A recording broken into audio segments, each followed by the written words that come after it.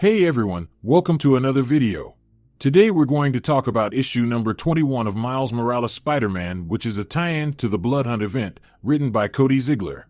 But before we dive into the story, I want to ask you a favor. If you enjoyed this video, please leave a like and a comment to help the channel grow. So with that said, this issue picks up right after issue number 3 of the Bloodhunt Event.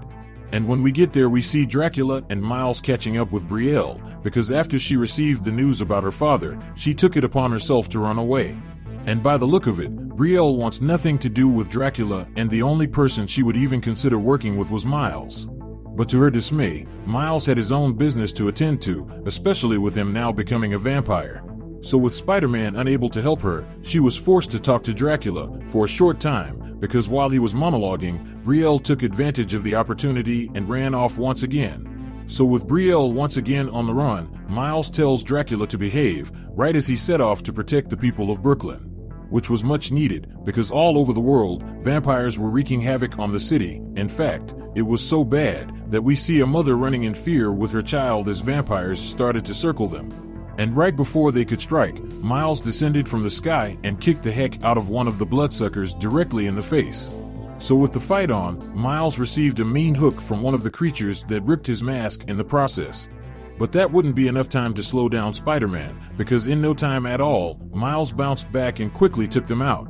So with the slice of his blade, the final vampire was dispatched. So with the battle won, instead of getting a thank you, Miles was met with fear due to his outward vampire appearance. Now after she called him a monster, she retreated back into her home, where Miles proceeded to seal her door with his web to prevent any additional vampires from entering. Now following that, Miles went back on the hunt and searched for the next person to save, while attempting to call his loved ones. But unfortunately, due to everyone calling at the same time, the phone signals were stretched too thin to be of service to anyone.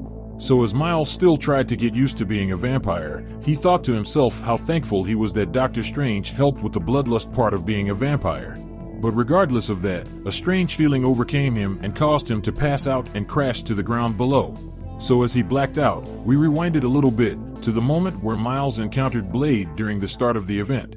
And just like issue number 1 of the Bloodhunt comics, we pick up with Miles dispatching a vampire with his sword. So with the vampire done for, he turned around just to see the leader of the structure, Blade, showing up on the rooftop asking for a favor. Now initially, Miles asked if this massive vampire attack had something to do with the insatiable one, to which Blade responded by saying, no, because this scale of event is way beyond his pay grade. Now with his answer given, Blade snuck up on Miles just as he was asking what exactly it was he wanted. And before he could react, Blade proceeded to attack and bite Miles.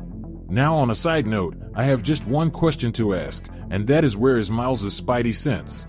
Because his spidey sense should have been screaming at him about the impending threat. But anyway, getting back to the story, following Blade's attack on Miles, Miles mustered up his strength and drove Blade onto the floor.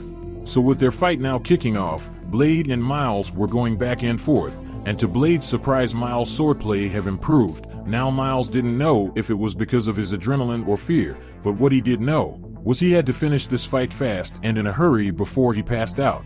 So in a display of his speed and agility, Miles circled around Blade until an opening was made clear, so as he went in for his attack, Blade caught him mid-air and slammed him into the ground just as he planned. Because if Miles couldn't get close to Blade, then he would just have to make Blade get close to him, just close enough to land a full power venom blast. So just as Miles was a half second away from landing his attack and taking out the greatest vampire hunter who ever lived, his brain mysteriously turned off. Now this happened was because Blade's lucky bite from earlier kicked in just in time to prevent Miles' victory, and now left him under his control. So with Miles' backstory with Blade more fleshed out, we fast forward back to current day, with Miles waking up during his fall to the earth, just in time to experience himself hitting the ground. So as he rolled in the road, he came to a stop at the feet of Hightail. Now Hightail is a really new character that first showed up in Carnage Reigns Part 3 issue 13, and is also an energy-based vampire that was created by the Insatiable One. And the reason why she is in this comic is because, since the sun went out, she could feel the influence of her once master calling to her. So with the Insatiable One coming back, Hightail tells Miles that they must deal with the situation now before it gets too out of hand. So with both heroes in agreement that this threat is a priority, they set off to ensure that the Insatiable One stays sealed away.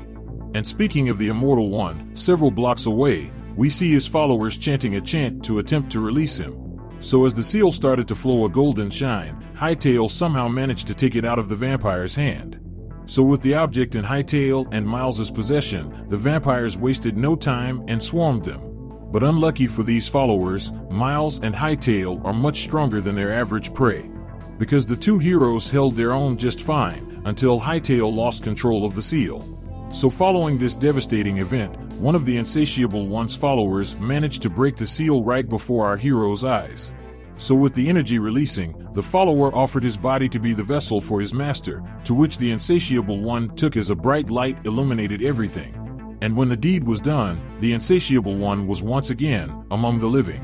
So with that said, this issue of Miles Morales Spider-Man came to an end.